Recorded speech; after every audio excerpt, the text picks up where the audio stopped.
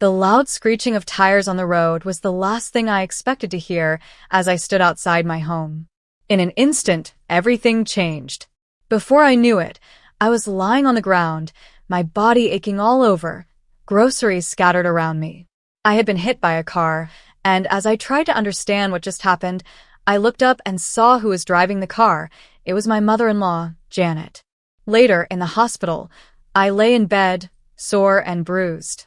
The phone rang, and it was my husband, Adam. His voice was tense and anxious. "Kelly, you need to tell the police you just fell," he said quickly. "They're saying someone saw Mom hit you with the car."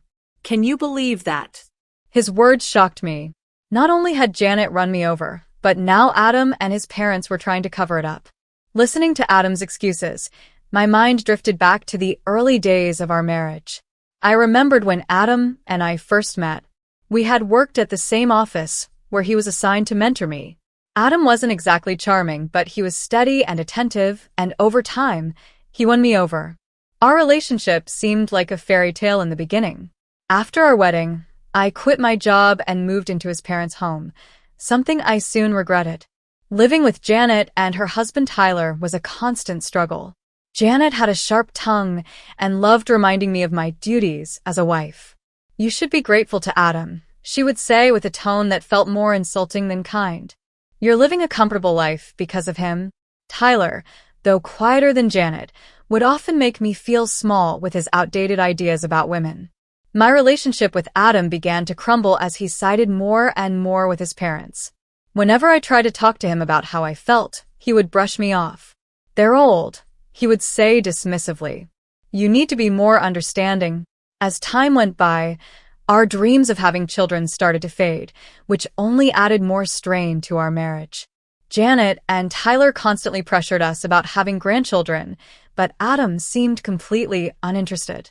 He was absorbed in his own world, leaving me to deal with his parents' constant remarks. My only comfort during these tough times came from my neighbor, Diane, and her husband, Jeremy. Diane had gone through her own struggles and understood what I was going through. She became my friend and a source of support, someone who knew the truth behind the perfect image of my marriage. Lying in the hospital bed, I thought about all of this as Adam's voice brought me back to the present. "Kelly, you need to do this for us, for the family," he pleaded, trying to convince me to lie about what had happened. But something inside me had changed. I could no longer be the submissive wife, constantly bending to their demands. They had crossed a line, and I knew I couldn't just let it go this time. I hung up the phone, feeling a new sense of determination. They needed to face the consequences of their actions. I was ready to fight back. This wasn't just about me anymore, it was about standing up against the unfairness that had ruled my life for far too long.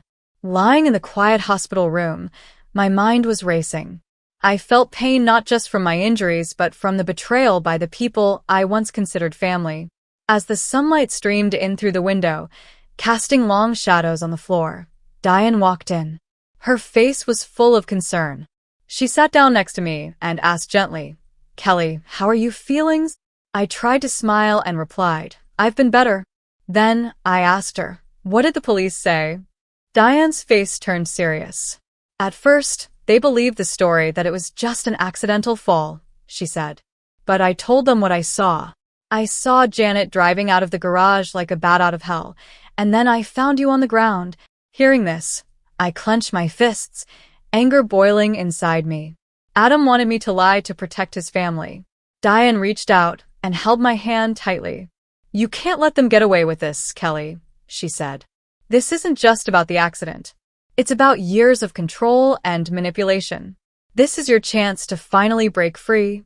Her words struck a chord. For years, I had put up with Janet's rude comments and Tyler's dismissive attitude. Adam had always been passive, never standing up for me, always letting his parents say and do as they pleased. I realized I had been stuck in a cycle of control and humiliation, always trying to stay strong, but it was exhausting.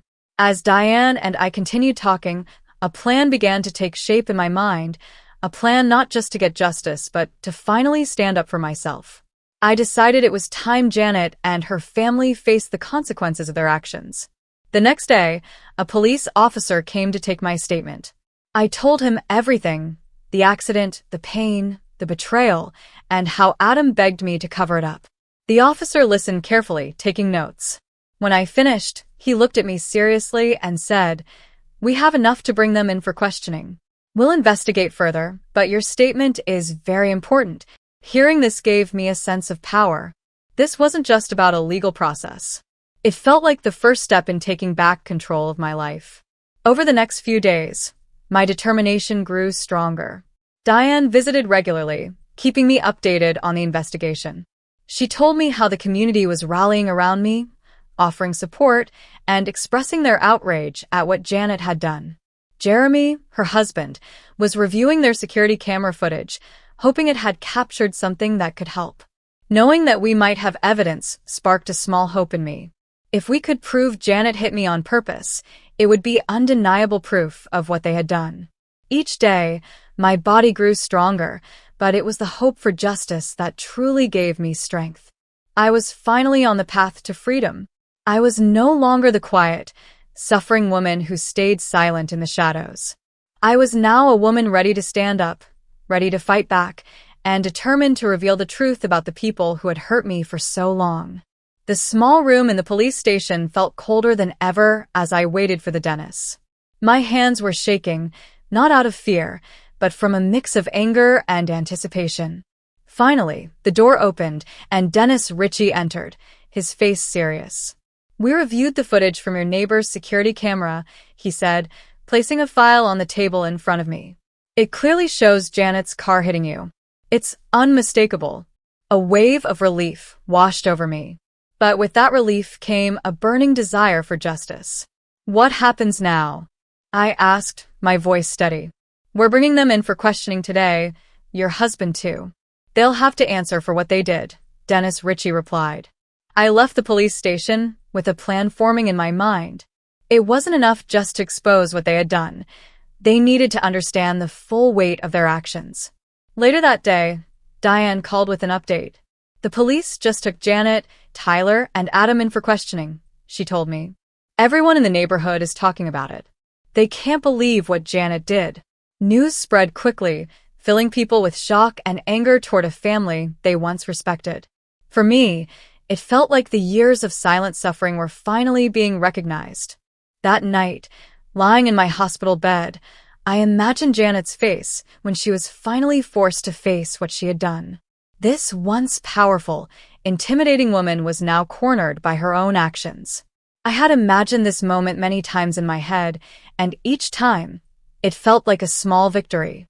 But it wasn't just Janet who had betrayed me. Adam's betrayal hurt even more. He had chosen to side with his parents over me, over honesty and decency. He had to see how deeply his choice had affected me. A few days later, I was discharged from the hospital. My body was still sore, but my spirit was strong. Diane and Jeremy were there waiting for me, their faces filled with concern and determination. "Kelly, we're with you in this," Jeremy said firmly. "Whatever you need." "Thank you," I replied, feeling a deep sense of support that I hadn't felt in years. That evening, as I sat in Diane's living room, we turned on the news. The story of my accident and the investigation had made the local headlines. The screen showed images of Janet, Tyler, and Adam. Their faces were now public, their reputations ruined. It was a strange feeling to see them like that, people who had once controlled and belittled me now exposed for what they had done.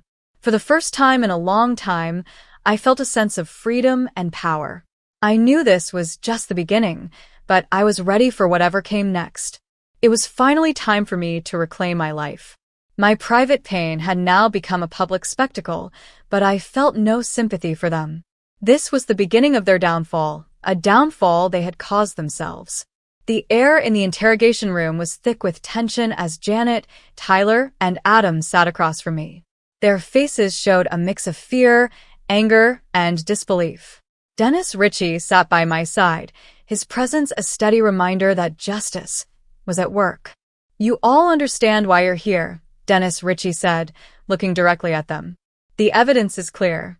Janet, you hit Kelly with your car and then drove off without stopping. Tyler, You saw what happened and chose to stay silent. And Adam, you tried to cover it all up. Janet's face stayed defiant, but I could see a hint of fear in her eyes. She spoke, her voice trembling slightly. It was an accident. I never meant to hit her. Tyler said nothing, his eyes glued to the table. Adam looked embarrassed and guilty, his face turning red. Finally, he spoke up, his voice shaky. Mom, why didn't you just stop? Why did you run? It seemed he was just now realizing how serious this all was. I looked at them, feeling no pity.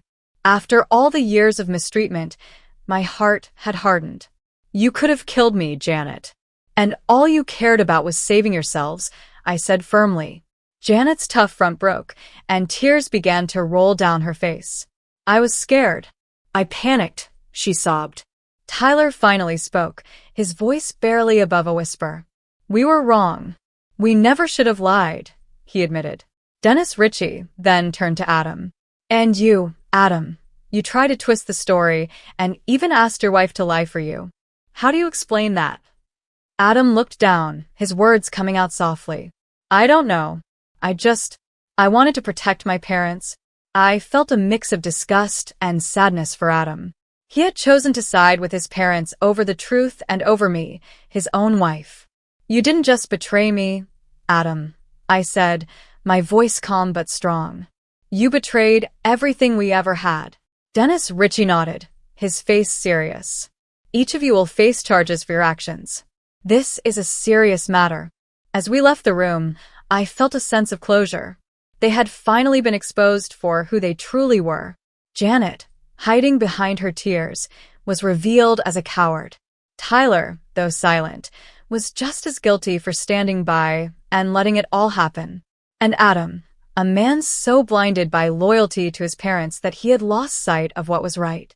Stepping out of the police station, the world outside felt different. For the first time in years, I felt free. I had faced them, spoken my truth, and now I could start to move on. The weight I had carried for so long had finally lifted, and I was ready to start a new chapter of my life. I had faced my past, and now it was time to create my future. The air felt fresher, the sky seemed wider, and I was free from the heavy grip of Janet and Adam's control. Diane and Jeremy were waiting for me outside, their faces showing both concern and pride.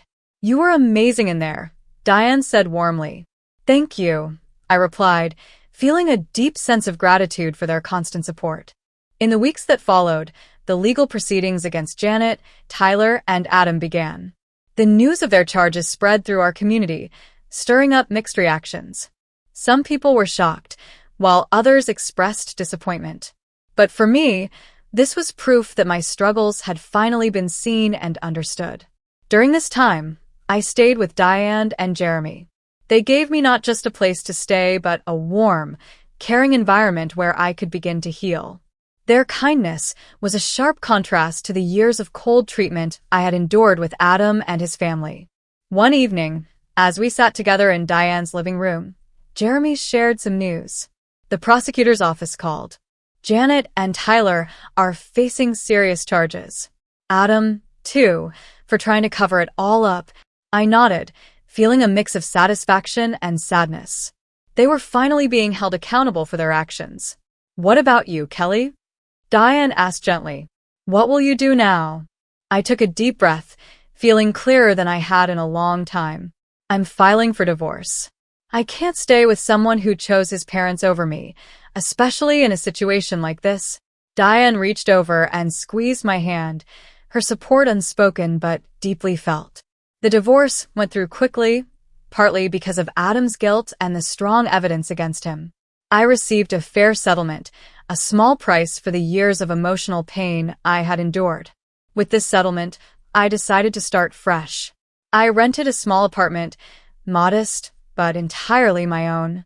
It was my space, a place where I could rebuild my life on my own terms. Diane and Jeremy were by my side as I began this new chapter. Jeremy, who owned a small business, offered me a job. You've got great skills and experience, Kelly. We'd be lucky to have you, he said sincerely.